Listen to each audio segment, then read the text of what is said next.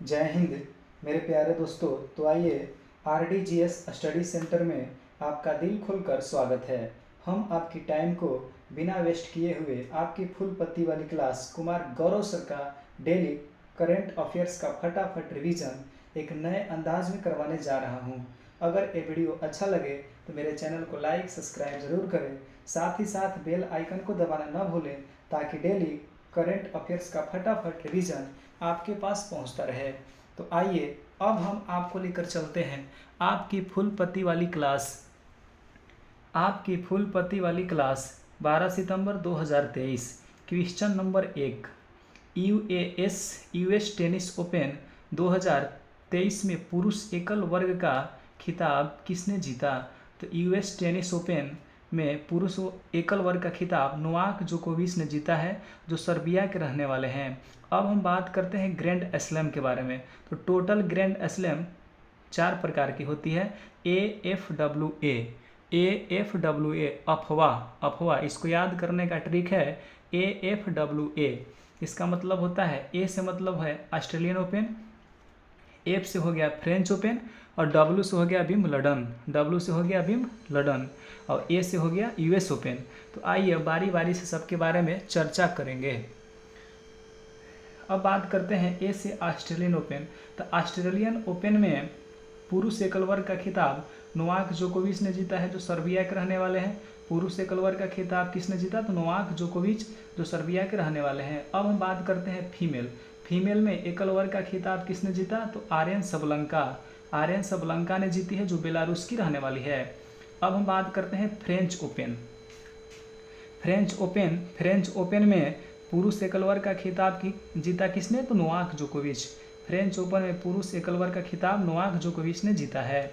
अब बात करते हैं फीमेल में। तो फीमेल में ईगा स्वेटेक जीती है, जो पोलैंड की रहने वाली है। अब बात करते हैं विंबलडन। तो विंबलडन सबसे पुराना ग्रैंड स्लैम विंबलडन ओपन है। इसका स्थापना 1877 में किया गया था। यह ग्रास कोर्ट पर खेली जाती है। अब बात करते हैं इसमें पुरुष एकल वर्ग का खिताब किसने जीता? तो कार्लोस अल्कराज ने पुरुष एकल वर्ग का खिताब जीता है, जो स्पेन के रहने वाले हैं।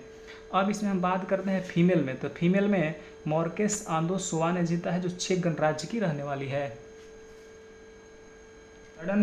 फीमेल में मॉर्केस आंदो सोआ ने जीता है, जो चेक गणराज्य की रहने वाली है। अब हम बात करते हैं यूएस ओपन की बात करते हैं। तो इसकी शुरुआत 1881 ईस्वी में किया गया है। यह हार्ड कोर्ट पर खेला जाता है।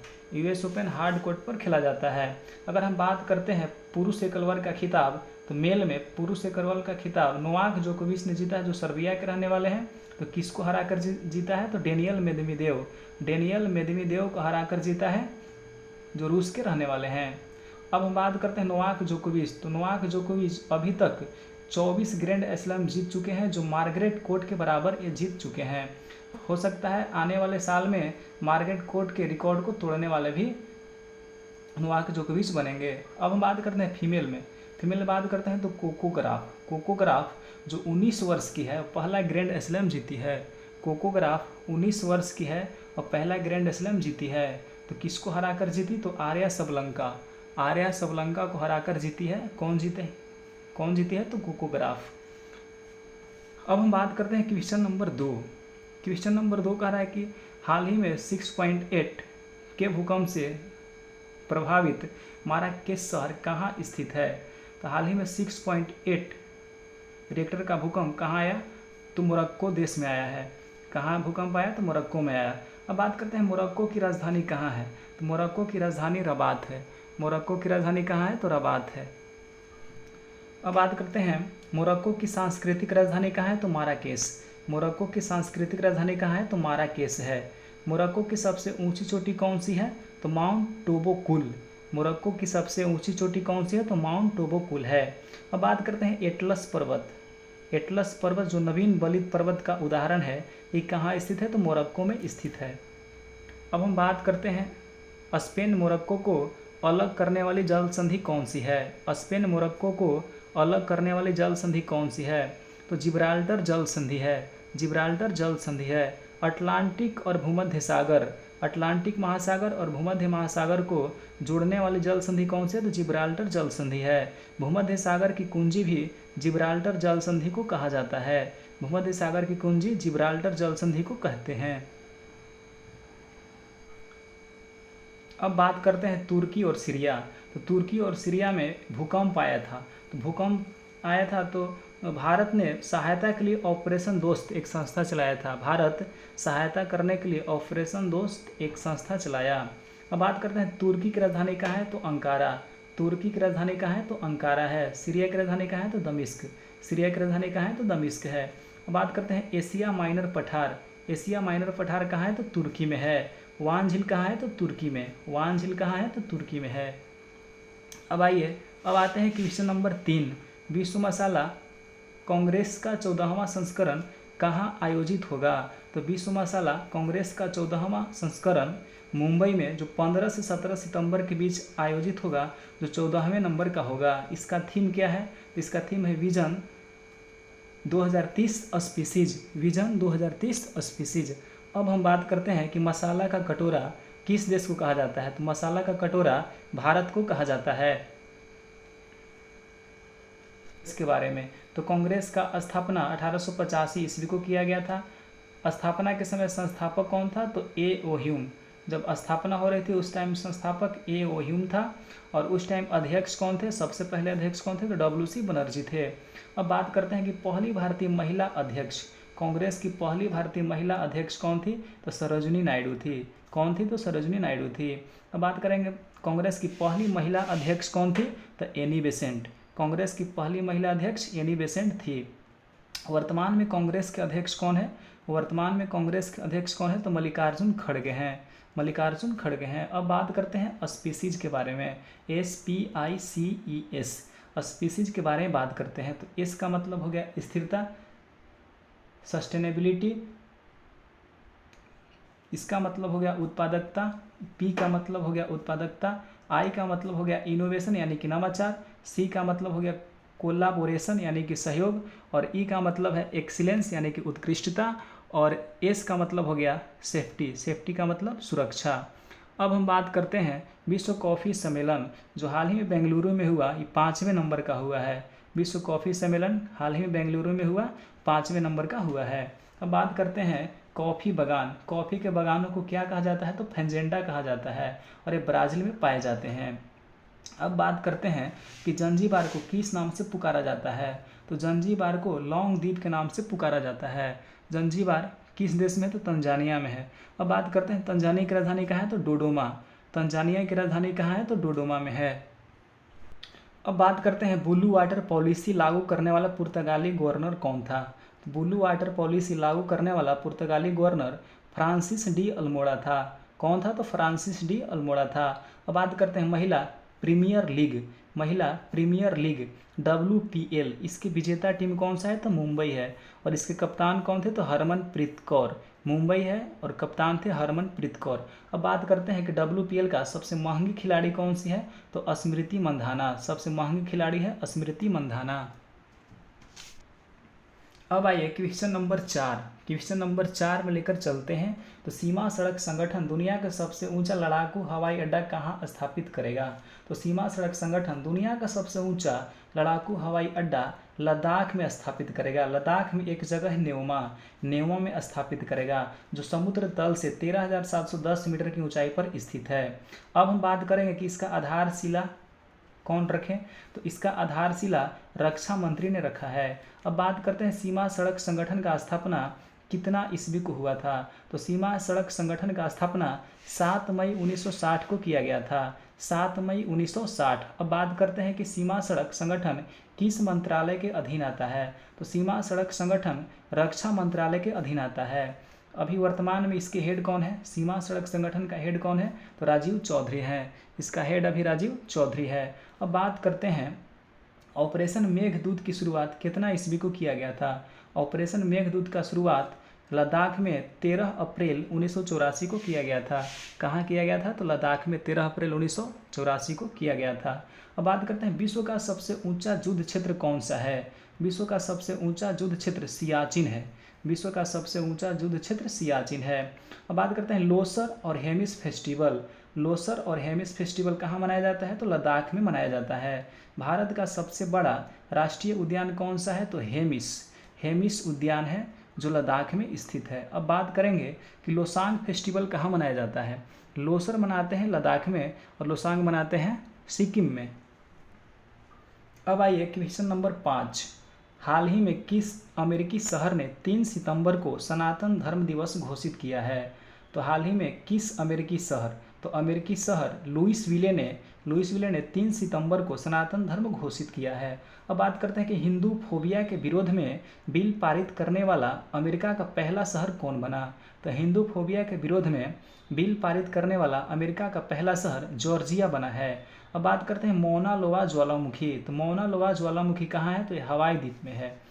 मौना लोआ ज्वालामुखी से क्या होता है कि दरारी उद्गार उत्पन्न होता है। दरारी उद्गार उत्पन्न होता है और इससे आग्नेय चट्टान बनता है, आग्नेय चट्टान का निर्माण होता है। अब हम बात करते हैं बेसाल्ट और गिरनाइट। बेसाल्ट और गिरनाइट आग्नेय चट्टान का एग्जाम्पल है।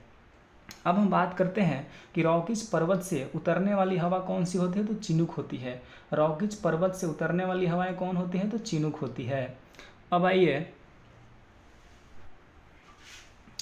अब आते हैं क्वेश्चन नंबर 6, शांति स्वरूप भटनागर पुरस्कार 2022 के तहत जैविक विज्ञान की श्रेणी में किसे चुना गया है? शांति स्वरूप भटनागर पुरस्कार 2022 के तहत जैविक विज्ञान की श्रेणी में अश्विनी कुमार और मादिका सुबा रेड्डी को चुना गया है। अब बात करते हैं CSIR, इसका फुल फॉर्म क्या होता है? तो council for scientific industries research. Council for scientific industries research. इसके प्रथम संस्थापक कौन थे? यानी CSIR के प्रथम संस्थापक कौन थे? तो शांति स्वरूप भटनागर थे। प्रथम संस्थापक शांति स्वरूप भटनागर थे। शांति स्वरूप भटनागर के नाम से ही शांति स्वरूप भटनागर पुरस्कार की शुरुआत 1958 में की गई है, जो विज्ञान के क्षेत्र में दिया जाता है। इसकी पुरस्कार की राशि है 5 लाख रुपए। अभी बात करते हैं तो 12 विजेता हैं इसमें। अब हम बात करते हैं कि CSIR के हेड कौन होता है? तो प्राइम मिनिस्टर हेड होता है। अब बात करते हैं कि CSIR का स्थापना कितना ईस्वी को हुआ था? तो 1942 में हुआ था। और पहली महिला महानिर्देशक कौन है? तो नल्ला थम्बिकलाई सेल्वी। CSIR की पहली महिला महानिर्देशक नल्ला थम्बिकलाई सेल्वी है।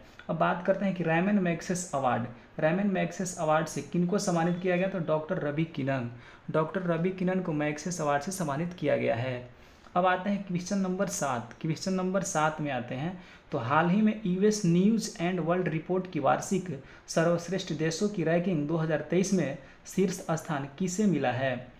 US news and world report की वार्षिक सर्वश्रेष्ठ देशों की रैंकिंग 2023 में शीर्ष स्थान स्विट्जरलैंड को मिला है। अब हम बात करते हैं बेस्ट कंट्री रैंकिंग इन 200।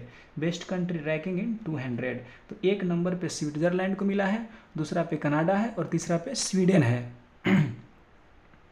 अगर ईरान की बात की जाए तो ईरान 87वें नंबर पे है, जो एशियो का नवीनतम सदस्य बना है। अगर भारत की बात की जाए तो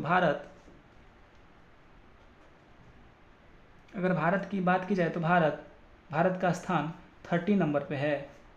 30वें नंबर पे भारत का स्थान है। अब हम बात करते हैं कि भारत के सूचकांक के बारे में, जो वर्तमान में खुशहाली में 126वें स्थान पे है, शांति में 126 स्थान पे है और ग्लोबल जेंडर गैप इंडेक्स में 127वें नंबर पे है। ग्लोबल फायर पावर में 4थे नंबर पे है और भूखमरी की दृष्टि से देखा जाए तो भारत 107वें नंबर पे है। वर्ल्ड प्रेस इंडेक्स की दृष्टि से 161 नंबर पे है। लॉजिस्टिक और परफॉर्मेंस की दृष्टि से 38वें नंबर पे है। ये भारत के सूचकांक हैं 2023 के। अब आइए क्वेश्चन नंबर 8, हाल ही में केंद्रीय प्रदूषण नियंत्रण बोर्ड के स्वच्छ वायु सर्वेक्षण 2023 में 10 लाख से अधिक आबादी वाले शहरों की श्रेणी में शीर्ष 3 स्थानों पर किसे चुना गया है? तो 10 लाख से अधिक आबादी वाले शहरों की श्रेणी में 3 स्थानों पे इंदौर, आगरा और ठाणे को चुना गया है। इंदौर 1 नंबर पे है, आगरा 2 नंबर पे है और ठाणे 3 नंबर पे है। अब हम बात करते हैं कि पर्यावरण मंत्री कौन है, तो डॉक्टर भूपेंद्र हैं। पर्यावरण मंत्री डॉक्टर भूपेंद्र हैं। स्वच्छ वायु सर्वेक्षण कहाँ किया गया, तो भोपाल में किया गया है। अब बात करते हैं सीपीसीबी। सीपीसीबी का फुल फॉर्म क्या होगा, तो central pollution control board. Central pollution control board होता है सीपीसीबी का फुल फॉर्म। अब बात करते हैं कि 10 लाख से अधिक, 3 से 10 लाख और 3 लाख से कम। बात करते हैं 10 लाख से अधिक, तो 1 नंबर पे इंदौर है, दूसरा नंबर पे आगरा है और तीसरा नंबर पे ठाणे है। बात करते हैं 3 से 10 लाख के बीच, तो अमरावती है जो महाराष्ट्र में है और मुरादाबाद जो यूपी में है। अब बात करते हैं 3 लाख से कम, तो 3 लाख से कम में एक शहर है परमाणु। तो परमाणु है जो हिमाचल प्रदेश में है। आइए, पहला सोलर सिटी कहाँ स्थापित होगा, तो सांची में। सांची कहाँ पड़ता है, तो मध्य प्रदेश में है। अब बात करते हैं यूनिटी मॉल कहाँ बनेगा, तो उज्जैन में बनेगा देश का पहला यूनिटी मॉल। अब बात करते हैं कूनो राष्ट्रीय पार्क, तो कूनो राष्ट्रीय पार्क कहाँ है, तो मध्य प्रदेश में है। कूनो राष्ट्रीय पार्क में 8 चीते किस देश से मंगाए गए थे, तो नामीबिया से। 8 चीते किस देश से लाए गए थे, तो नामीबिया से लाए गए थे 8 चीते। अब बात करते हैं ग्रीन बॉन्ड जारी करने वाला पहला शहर कौन सा है, तो ग्रीन बॉन्ड जारी करने वाला पहला शहर गाजियाबाद है और दूसरा शहर इंदौर है। अब आते हैं क्वेश्चन नंबर 9। हाल ही में बंगस वैली फेस्टिवल कहाँ प्रारंभ हुआ, तो हाल ही में बंगस वैली फेस्टिवल जम्मू कश्मीर में प्रारंभ हुआ है। जम्मू कश्मीर के कुपवाड़ा जिले से प्रारंभ हुआ है और इसकी शुरुआत उपराज्यपाल मनोज सिन्हा ने किया है। इसकी शुरुआत मनोज सिन्हा जो जम्मू कश्मीर के उपराज्यपाल हैं, इसकी शुरुआत किए हैं। अब बात करते हैं जम्मू कश्मीर से 2 नए यूटी बनकर अलग हुए हैं। एक है जम्मू कश्मीर और एक है लद्दाख। लद्दाख 31 अक्टूबर 2019 को 2 नए यूटी बने। लद्दाख में 2 जिले हैं, कारगिल और लेह। लद्दाख की राजधानी कहाँ है, तो लेह में है। लद्दाख की राजधानी लेह में है। अब 370 और 35A नहीं रहा, जम्मू कश्मीर से हटा दिया गया है। अब हम आते हैं क्वेश्चन नंबर 10।